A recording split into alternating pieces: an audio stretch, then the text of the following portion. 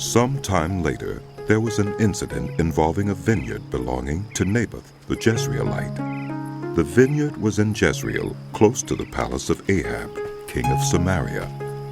Ahab said to Naboth, "Let me have your vineyard to use for a vegetable garden, since it is close to my palace. In exchange, I will give you a better vineyard, or if you prefer, I will pay you whatever it is worth." But Naboth replied, "The Lord forbid that I should give you the inheritance of my ancestors." So Ahab went home, sullen and angry, because Naboth the Jezreelite had said, "I will not give you the inheritance of my ancestors." He lay on his bed sulking and refused to eat. His wife Jezebel came in and asked him, "Why are you so sullen? Why won't you eat?" He answered her, "Because I said to Naboth the Jezreelite, 'Sell me your vineyard, or if you prefer, I will give you another vineyard in its place.' But he said, 'I will not give you my vineyard.'" Jezebel, his wife, said, "Is this how you act as king over Israel? Get up and eat." "Cheer up. I'll get you the vineyard of Naboth the Jezreelite." So she wrote letters in Ahab's name, placed his seal on them, and sent them to the elders and nobles who lived in Naboth's city with him. In those letters she wrote, "Proclaim a day of fasting and seat Naboth in a prominent place among the people, but seat 2 scoundrels opposite him, and have them bring charges that he has cursed both God and the king. Then take him out and stone him to death." So the elders and nobles who lived in Naboth's city did as Jezebel directed in the letters she had written to them. They proclaimed a fast and seated Naboth in a prominent place among the people. Then 2 scoundrels came and sat opposite him and brought charges against Naboth before the people, saying, "Naboth has cursed both God and the king." So they took him outside the city and stoned him to death. Then they sent word to Jezebel. "Naboth has been stoned to death." As soon as Jezebel heard that Naboth had been stoned to death, she said to Ahab, "Get up and take possession of the vineyard of Naboth the Jezreelite that he refused to sell you. He is no longer alive, but dead." When Ahab heard that Naboth was dead, he got up and went down to take possession of Naboth's vineyard. Then the word of the Lord came to Elijah the Tishbite. "Go down to meet Ahab, king of Israel, who rules in Samaria. He is now in Naboth's vineyard, where he has gone to take possession of it. Say to him, 'This is what the Lord says. Have you not murdered a man and seized his property?' Then say to him, 'This is what the Lord says. In the place where dogs licked up Naboth's blood, dogs will lick up your blood. Yes, yours.'" Ahab said to Elijah, "So, you have found me, my enemy." "I have found you, he answered. because you have sold yourself to do evil in the eyes of the Lord. He says, I am going to bring disaster on you. I will wipe out your descendants and cut off from Ahab every last male in Israel, slave or free.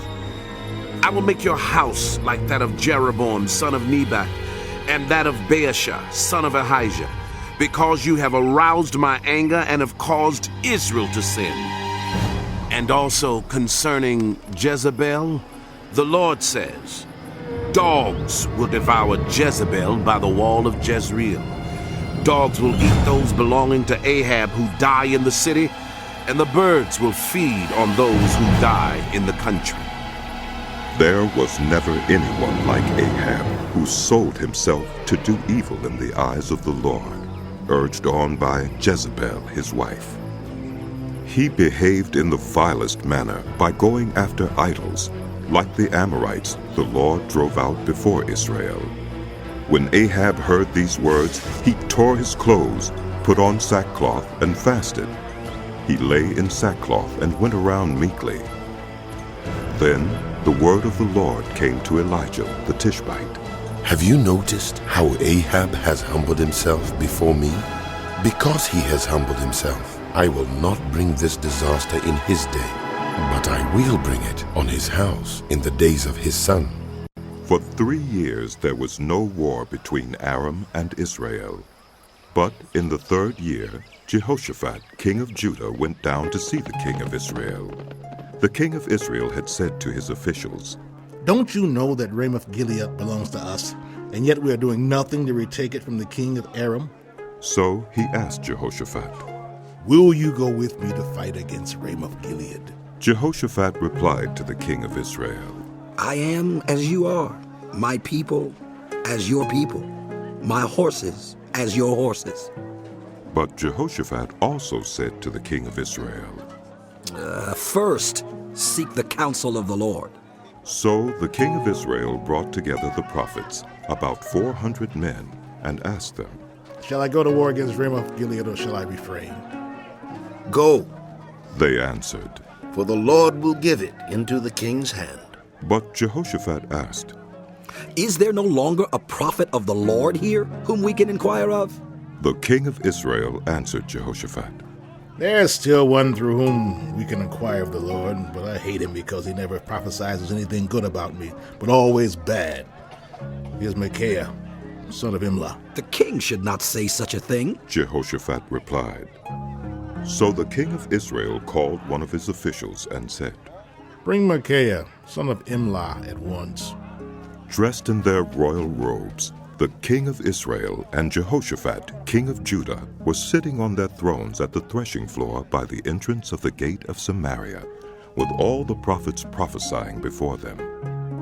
Now Zedekiah, son of Kenaunah, had made iron horns, and he declared, This is what the Lord says. With these you will gore the Arameans until they are destroyed. All the other prophets were prophesying the same thing.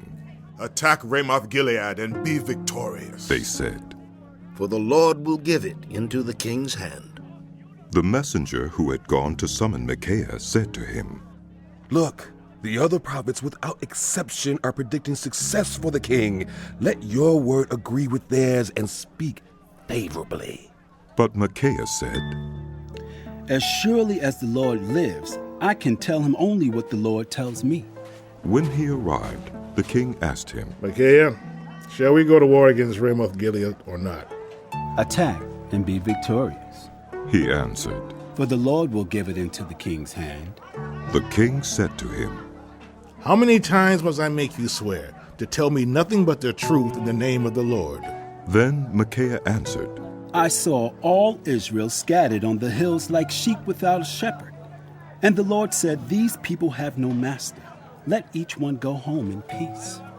The king of Israel said to Jehoshaphat, Didn't I tell you that he never prophesies anything good about me, but only bad? Micaiah continued, Therefore, hear the word of the Lord.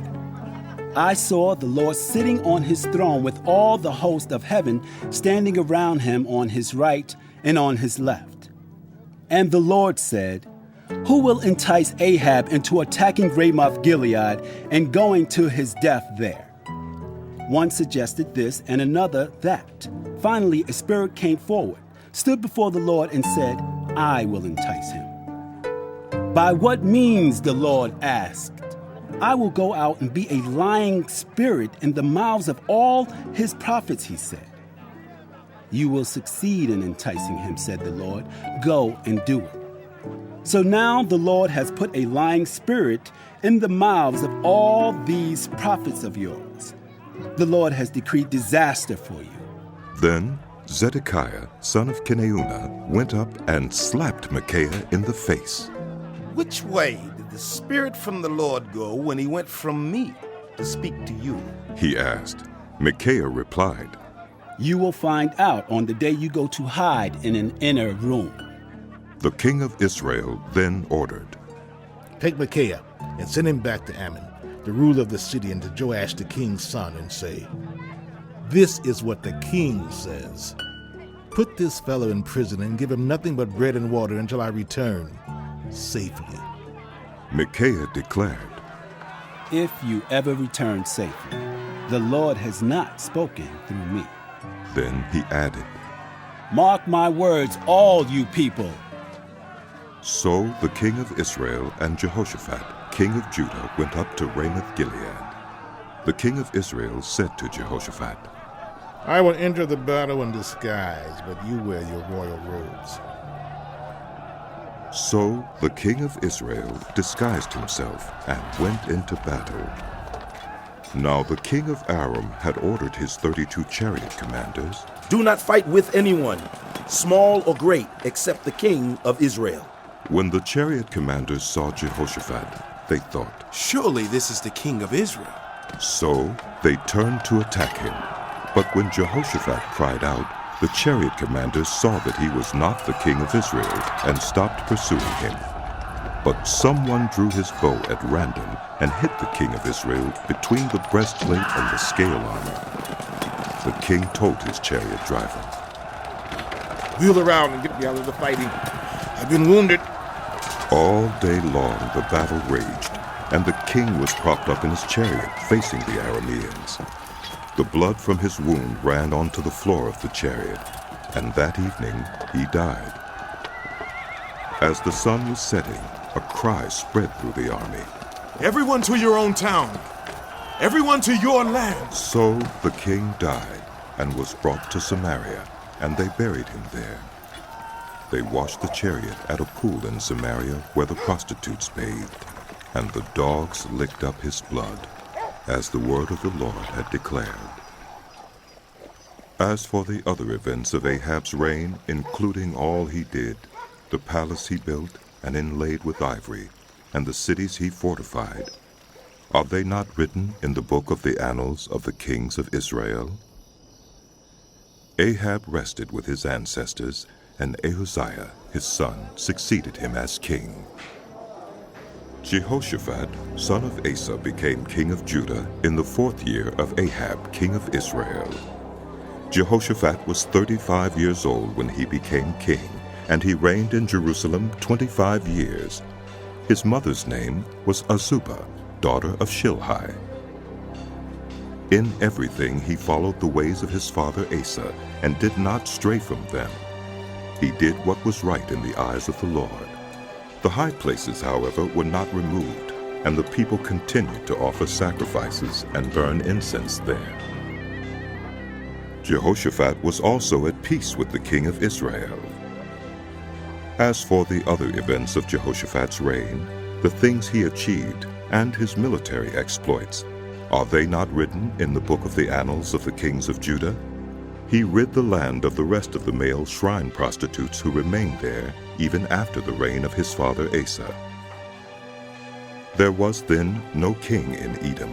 A provincial governor ruled.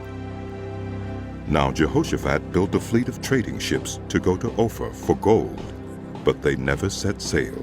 They were wrecked at Ezion-Geber. At that time, Ahaziah, son of Ahab, said to Jehoshaphat, Let my men sail with yours. But Jehoshaphat refused. Then Jehoshaphat rested with his ancestors and was buried with them in the city of David, his father. And Jehoram, his son, succeeded him as king. Ahaziah, son of Ahab, became king of Israel in Samaria in the 17th year of Jehoshaphat, king of Judah, and he reigned over Israel 2 years. He did evil in the eyes of the Lord, because he followed the ways of his father and mother, and of Jeroboam, son of Nebat, who caused Israel to sin. He served and worshipped Baal, and aroused the anger of the Lord, the God of Israel, just as his father had done.